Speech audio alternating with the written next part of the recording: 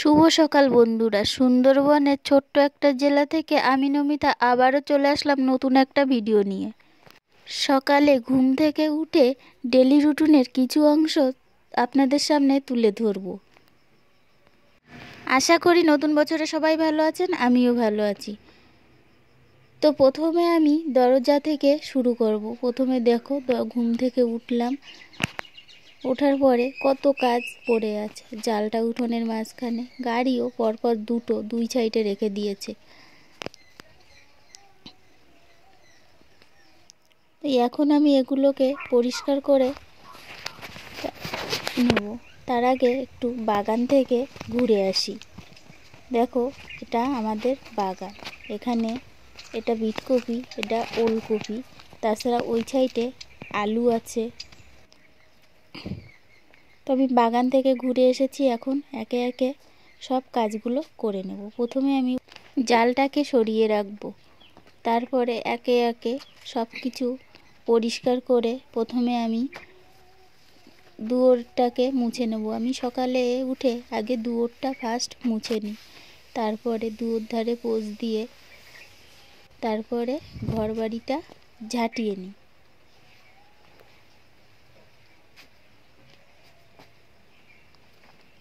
দেখো, এখন আমি ঘর বাড়িটা ঝাঁটিয়ে নেব। আমি উঠোনটাকে আগে প্রথমে ঝাঁটিয়ে নিই, কারণ সবাই কাজে বেরিয়ে যায়, তার জন্য আমি উঠোনটাকে আগে পরিষ্কার করে নিই। তার আগে আমি ঘরটা ঝাঁটিয়ে নিয়েছি, ভিডিওটা দেখানো হয়নি। এখন উঠোনটা পরিষ্কার করে বাদবাকি কাজটা সেরে নেব, কারণ এখনও অনেক কাজ পড়ে আছে। ছেলেকে স্কুলে দিতে হবে, বহুত কাজ পড়ে আছে। 9টার ভিতরে স্কুল, তো ওর জন্য একটু সমস্যা হয়ে যায়। তার ভিতরে আমার গুছিয়ে আবার দোকানে যেতে হয়। তো দেখো, আমি ঝাঁটাটা রেখে এখন আমি উনুনটা লেপে নেব। উনুনটা দেখো কত তাড়াতাড়ি লেপা হয়ে গেছে। আমি এখন বাসনগুলোকে আগে থেকেই বার করে রেখেছিলাম, কিন্তু জল আসেনি। ড্রাম থেকে জল তুলে আবারও বাসনগুলোকে পরিষ্কার করে নেব। আমার সকালের বাসনটা খুবই কমই হয়, কারণ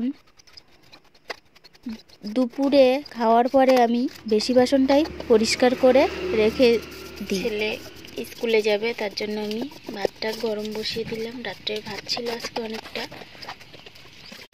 এদিকে দেখো, জল চলে এসেছে, ছেলেকে স্নান করাবো। তো ছেলেকে স্নান করানো হয়ে গেছে। এখন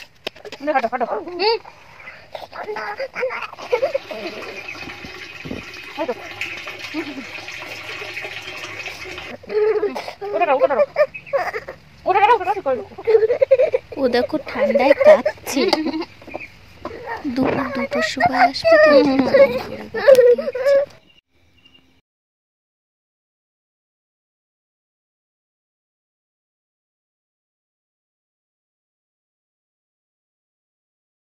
বেশি কথা বলবো না, এখন আমার প্রচুর কাজ পড়ে আছে। তো এখন আমি কাজগুলো সেরে নেব।